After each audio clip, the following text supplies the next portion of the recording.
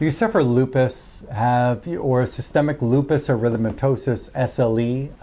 Have you been going to different doctors and just really not getting anywhere? Maybe you're just prescribed prednisone and maybe some other kinds of blood pressure meds or whatever kind of pharmaceuticals that they're providing you, and you're just really not getting your life to turn around, and you really want to turn around. Well, listen to this video and go back in other videos on my YouTube channel, and you'll see there's various other lupus videos that I've created and produced and put up on my YouTube channel, and they can be really useful to you because you're going to hear a really different side of a different experience, a different understanding of what's going on and what's driving these kind of autoimmune conditions in the body. My name is Dr. Herman, and my clinic is in South Florida. And what you really need to understand is the kind of understanding that I'm going to share with you is that an autoimmune disease is not the body just attacking itself. It's the body is attacking hidden infections and toxins in different tissues in your body. These infections can exist in your bone marrow, they can be in your skin, they can be in your muscle tissue.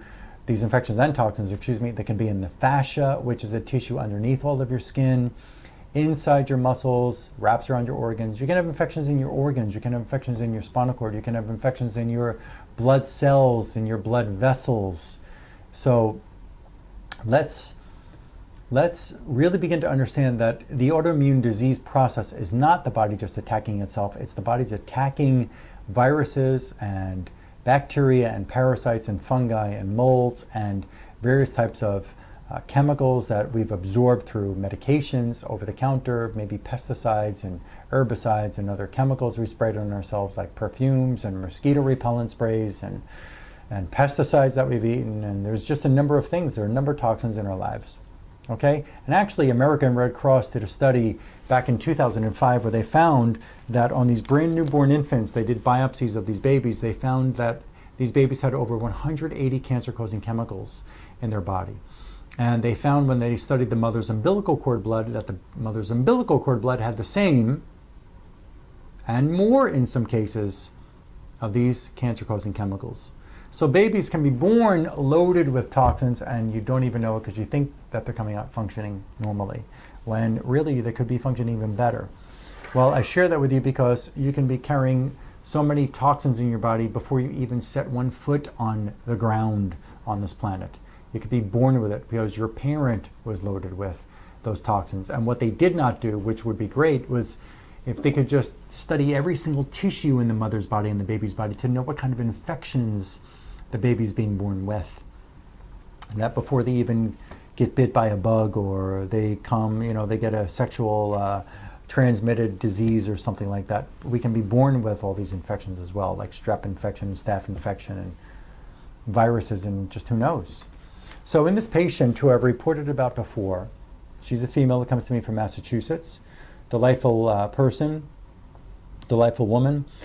She's been with me for several months. There was a testimonial that we put up where she was, after her first round of treatment with me, her first protocol, she already had gotten off of her headache medication and off of her blood pressure medication.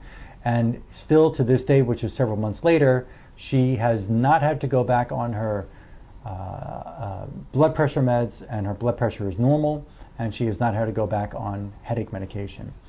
Now, in this round, I'm going to share with you, because this was a very incredible examination, and let me give you something else before I even get to this exam. She told me that she actually went down from, she used to take 12 medications before we met, and now since we've been working together, she has reduced her medications down to 2 medications as needed. The prednisone that she was taking when she was in the hospital when she was first diagnosed was 60 milligrams of prednisone, and then she dropped down to 20. Her prednisone was at 20 when we met, and now it's at 10. If she goes down to 5, she feels the pain come back on. So she feels at 10 that she's doing so much better, but there's still a stiffness problem. I found in a recent consultation with her when she came for this visit in August, today is August 30th, and I'm reporting this to you, that she had consumed some beer, which caused inflammation in her. So I think the beer would cause candida growth in the body and aggravation. And any kind of sugary, you know, if there's like a cupcake or a cake or an ice cream or even a sugary kind of yogurt or something, but these sugars and the alcohols can actually provoke some candida growth. So she mentioned to me that anytime she had a sugary, which is on my do not eat list when we're dealing with these diseases, is that the sugar content, she noticed right away that either later that day or the next day she had major inflammation in the fingers and in the joints. Also, if she drank a beer, it wasn't too long after having a beer or a few sips of the beer, she'd get inflammation. So it was a direct correlation there. Okay, so in this tissue, and I reported about her in my last lupus video, where I found that lisinopril, which is a blood pressure medication that was prescribed to her in 2003. Now, let's get this. Her third childbirth, she had a blood pressure problem, and the blood pressure stayed up after the birth of the third child. They prescribed lisinopril. She had no lupus at this time in 2003. They prescribed a lisinopril blood pressure medication, and in a month and a half, give or take a few days, but a month and a half, so to speak, after the June 2003 lisinopril prescription and started consuming it, she all of a sudden had this full-blown inflammatory process in the body of what they determined they called lupus. She was fine when she was pregnant. She didn't have the kind of pains 2 months prior. Lisinopril, lupus. Now in the last protocol we worked, there was lupus that I found, and we worked through some of the lupus out of some tissue, but there was still more in the tissues that had to be dealt with. So she's still not completely through the process of healing from her lupus, but we're going from we're in a major reduction of medication. No more headaches, no more blood pressure problem, and still joint problems, still stiffness and joint problems, but major reduction in the amount of prednisone that she's had to use. Now, the fascia is the first tissue which came up, the most degenerative tissue that came up in this round, and this is really the only tissue that we worked with in this protocol. The fascia is everywhere. It's underneath all of your skin. If you could peel away all of your skin, there's fascia around everywhere of your body underneath your skin. There's fascia that runs through every layer of muscles. If you could think of a triple-decker type sandwich, you've got bread and you've got, let's say, turkey, bread, ham, bread. Think of the bread between the meat. Think of the meat as the muscle in your body, and think of the bread in between the muscle. The bread would be the fascia. So it runs through all of your muscles and it wraps around your organs. So the fascia can get infected. The fascia can be toxic, and that will make pain appear everywhere around your body. Her fascia still had lisinopril in it. The fascia had 4 kinds of candida infection, 4 different candidas at very, very high levels. Candida albicans, Candida glabrata, Candida krusei, Candida tropicalis. Those 4 candidas in her fascia causing inflammation, feeding on her tissue, causing pain, causing stiffness, causing inflammation. Not feeling good. And there's no way prednisone, see, the body is going to attack the tissue because it finds that there's an infectious agent in there. Do you want your immune system to attack the agent, or do you want to take an immune suppressor like prednisone and allow the infections to grow in your body? You make a decision. You either find the infections and get rid of them, or you live with the infections and allow them to flourish in your body. You make a decision. If I had termites in the walls of my home, I want to get rid of it, because if the termites stay in the walls of my home, they're going to eat up the whole house and the house is going to collapse eventually, right? Well, imagine termites in your body.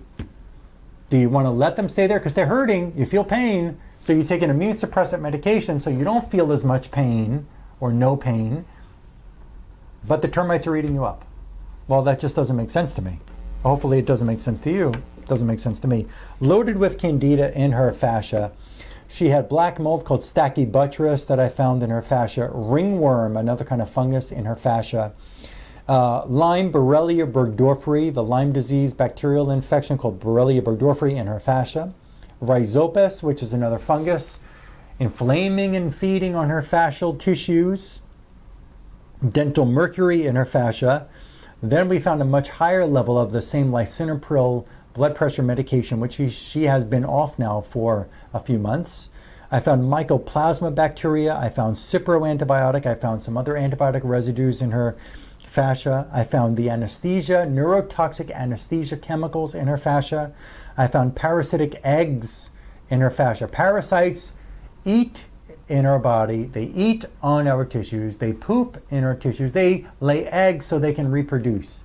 You may have gone through a parasitic cleansing which did not get rid of your parasitic eggs, so after the parasitic cleansing is done, if it was even effective, and then you've got eggs that will hatch a day later, a week later, a month later, 2 months later. And these bugs keep laying eggs, so we've got to find those eggs and get rid of them. I found there was actually a very interesting finding of bed bugs. I have a sample of these bed bugs that a patient brought to me. She had this, she found bed bugs in the mattress and the pillowcase. And she brought me samples of these bed bugs, which I tested, and I found the St. Louis encephalitis virus in these bugs. Well, we're able to not only find that these bed bugs are like they penetrated her tissue and stressed her, but we're also able to make remedies out of these bugs to be able to get rid of that bed bug stress from her. I found yellow fever, commonly carried by these kinds of bugs, and even possibly mosquitoes. Yellow fever in the fascia, St. Louis encephalitis virus in her fascia. I found a very high level of Streptococcus B, Strep B infection in her fascial tissues, and I found the same Strep B infection in her cerebral spinal fluid.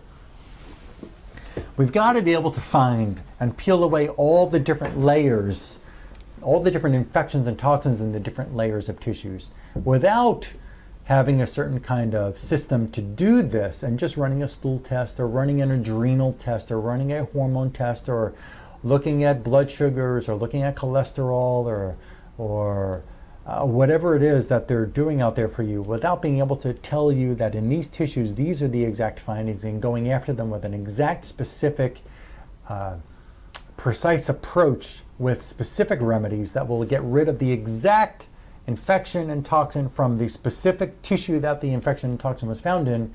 You are going into your care program blindfolded. Do you remember the game Pin the Tail on the Donkey? First thing they do was put a blindfold across your eyes. They put that pin in your hand, they turn you in a circle, and then tell you go ahead and put that tail on the donkey's behind. Well, it's a bit difficult when you can't see where you're going, right?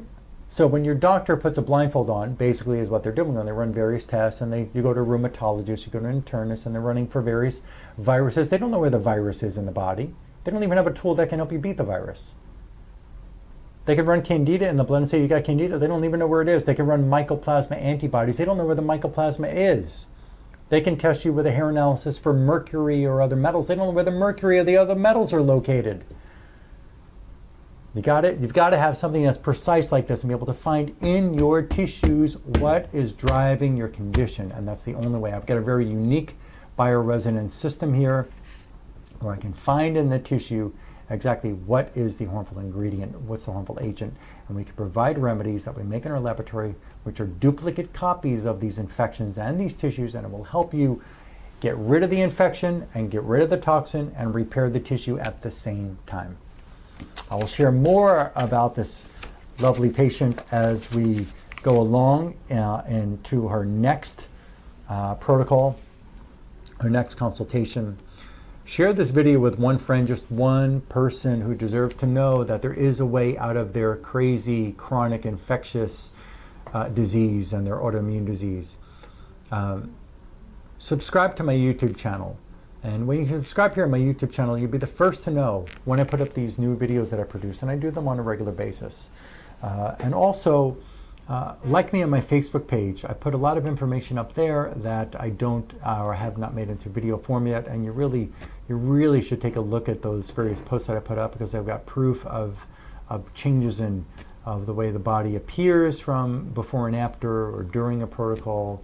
And some findings that I find with dental examination that I do here. There's a number of things that I put up on my Facebook page and my Instagram as well that I have not put into video form. Maybe one day I'll get around to that in video form. But call my clinic at 954-370-3100, 954-370-3100, and speak with my lovely assistant. She'll be happy to help you arrange for your consultation with me, where we've got to get into detailed understanding about your history and what can provoke your condition. Different than any other consultation is what patients tell me. A very different type of consultation than what they've ever gone through with any other kind of physician that they've ever been with. And the consult usually lasts about an hour. your examination and your consultation, your treatments here will not be covered by your insurance. The insurance companies just don't recognize my kind of work. So that I can't do anything about that. They just don't recognize my kind of work, so they're not going to pay for that. It's the way that it is. So everything is really you investing in yourself. This is your investment in you to help you get well, that your doctors won't be able to help you get well. So when you're at your wit's end and you're done with all of those things that you've tried, it's time to step into another type of system and really help yourself get well. Scroll around on my YouTube channel and look for some other testimonials I put up here. There are some, and you'll be able to see those. And again, call it 954-370-3100. Make your appointment. I look forward to helping you. And thanks for letting me come into your home or on your tablet or on your phone. And see you soon.